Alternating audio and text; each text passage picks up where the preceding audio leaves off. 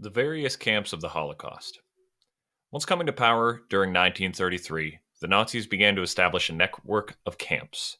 As the Nazis imposed their influence over countries they occupied, they developed a range of different camps, including concentration camps, transit camps, work camps, and extermination camps. Let's talk about each one. Concentration camps. A concentration camp is a place where people are detained or confined without trial. Prisoners were kept in extremely harsh conditions and without any rights. In Nazi Germany after 1933 and across Nazi controlled Europe between 1938 and 1945, concentration camps became a major way in which the Nazis imposed their control.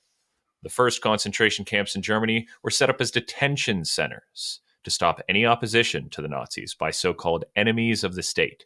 These people included communists, socialists, Jehovah's Witnesses, homosexuals, Roma, and so called asocials. After Kristallnacht, the Nazis and their supporters arrested many thousands of Jews. They imprisoned them in camps for days and sometimes weeks. They were kept in poor conditions, given little food or water, and subjected to brutal treatment and torture. When the German army invaded Poland in 1939, the SS set up many concentration camps to house Polish political prisoners and many thousands of Polish Jews. Many of those inmates of these camps were subjected to increasingly poor conditions and forced labor, the result of which was often death.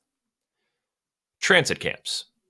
After being rounded up, Jews were imprisoned in transit camps before being deported to a concentration camp, a work camp, or an extermination camp. Here are some examples. Drancy. The Germans established a camp at Drancy, northeast of Paris, as an internment camp for foreign Jews in France.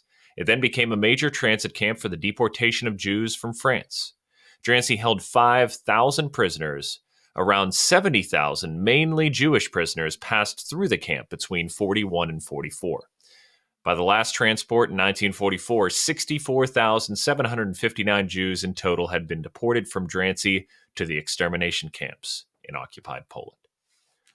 Westerbork.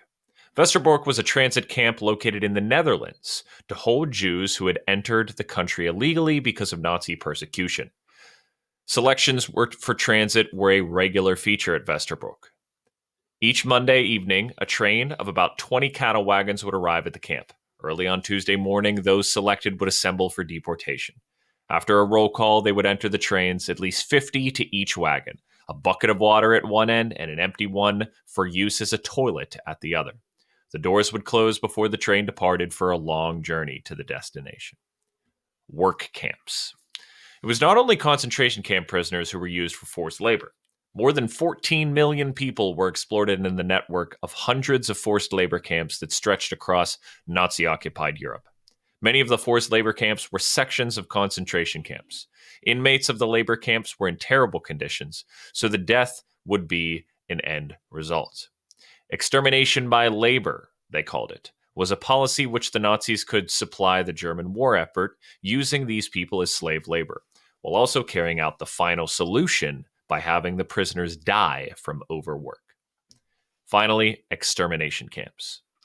During the German invasion of the Soviet Union, the Nazis began the first mass killings of Jews. Having observed the killings, Adolf Eichmann ordered a more efficient method of killing the Jews of Europe to be developed. The Nazis established 6 extermination camps on Polish soil: Chełmno, Belzec, Sobibor, Treblinka, Majdanek, and Auschwitz-Birkenau. Chełmno was established to exterminate the Jews of the Lodz ghetto and the surrounding area. The facility contained 3 mobile gas vans in which victims were murdered. In 1942, the Germans established death camps at Belzec, Sobibor, and Treblinka, and their sole purpose was murder. They were set up near a railway line to make transportation of the victims easy. Majdanek started as a concentration camp to house Soviet prisoners of war and Poles, but in the spring of 1942, gas chambers and crematoria were added, thus turning it into an extermination camp. Auschwitz-Birkenau, the most infamous of the death camps, killed upwards of 80% of Jews transported there. Some prisoners were put into units called Sonderkommandos, who were forced to work in gas chambers and the crematorium, transporting the dead bodies. The majority of those selected for work would die within weeks of their arrival from lack of food, disease, or overwork. All right, move on to the questions.